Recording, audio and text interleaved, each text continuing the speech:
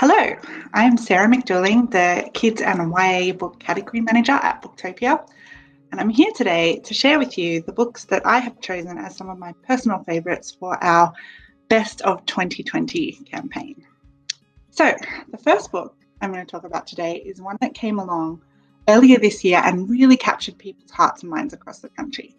The book is Our Home, Our Heartbeat by Briggs, with gorgeous illustrations by Laura Moon and Rachel Zara. This book quickly rose to become the #1 picture book in Australia, and it's easy to see why. Through the perspective of young Aboriginal and Torres Strait Islander children, this book celebrates First Nation heroes and role models and encourages children of all cultures to honour the beauty and diversity and richness of First Nations cultures in Australia. Now, the next book that I'm going to talk about is absolutely stunning, and it is What We'll Build by Oliver Jeffers. This is another timeless Oliver Jeffers picture book. Anyone who is a fan of his book, Here We Are, will find that this is very much in a similar vein. Inspired by the birth of his daughter, this is a poignant story of a father and a daughter and their plans for the future. It's an incredibly touching ode to parenthood and vividly brings to life all the hopes and dreams that parents have for their kids. The next book that I want to talk about is Windows by Patrick Guest and Jonathan Bentley. This book has such a very special place in my heart, mostly because I can never really talk about it without getting emotional. This book is a big standout for me because it's honestly one of the most touching and lovely responses to the pandemic that I've seen. Inspired by being separated from loved ones during quarantine, Windows takes children all over the world, showing different kids in different countries, staring out their windows, waving to strangers, perhaps feeling a little scared, perhaps missing grandparents and friends. It's utterly gorgeous, and honestly, you really can't make it all the way through this without getting teary. I've got a bit of a lump in my throat just talking about it now. This book is the last picture book I'm going to talk about on the list before we move on to middle grade and young adult books. The second I first laid eyes on Respect, I knew it was going to be one of my favourite books of the year, or one of my favourite books kind of ever. The absolutely exquisite illustrations paired with the simple, sparsely beautiful text combined to make this book truly breathtaking. Written by Auntie Faye Muir and Sue Lawson with vivid, strikingly beautiful illustrations by Lisa Kennedy, this book it's really just something to behold. It's also the first book in a new series by Magabala Books, which teaches children the basic cultural principles that inform all Aboriginal and Torres Strait Islander nations throughout Australia. Okay, now we're going to talk about some of my favourite children's non-fiction books that came out this year. The first is Goodnight Stories for Rebel Girls 3, 100 Immigrant Women Who Changed the World. This is a continuation of the best-selling Rebel Girls series, which has been hugely popular. And this one is extra special because it takes a collection of 100 bedtime stories about the remarkable talents and achievements of immigrant women from all over the world, and is accompanied by full-page, gorgeous portrait illustrations by female artists also from all over the world. The next non-fiction children's book that I want to talk about is a really beautiful one. It's Be Your Own Man by Jessica Saunders, author of Love Your Body, with illustrations by Robbie Cathro. This book is so thoughtful and lovely and encourages young boys to broaden their ideas about what it means to be a boy and helps them feel comfortable to express their emotion and feel free and proud to be themselves and express their masculinity however best suits them. It's a gorgeous book.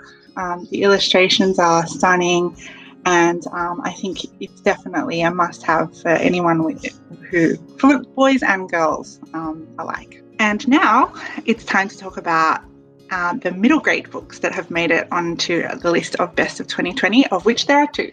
The first is a book that came along earlier this year and I loved reading it so much, and it has since become one of my go-to recommendations for people, which is The Year the Maps Changed by Danielle Binks.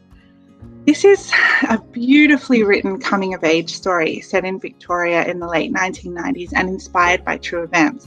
And it's been wonderful through the course of this year seeing how schools and libraries have really embraced this book, and how whenever you're talking about Australian middle grade fiction, one of the first things people say is, oh, have you read The Year the Nuts Changed? The second middle grade book that I wanted to talk about is one that I was looking forward to reading for a very long time.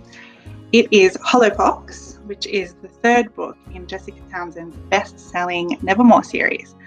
This book is, like all the books in this series, so much fun. It's full of wacky humour and colourful characters and extraordinary world building that's just bursting with creativity in this series of fun. But this one is particularly interesting in that the storyline deals with a magical plague, which is very, very apt for 2020. But the book was actually written long before the COVID pandemic. So it was just one of those cases where the author was peering into the future a little bit and wrote something that turned out to be extremely fitting for the year of 2020.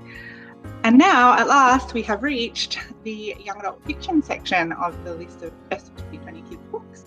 And the first one I'm going to talk about is one that is near and dear to my heart. I looked forward to it for almost a full year.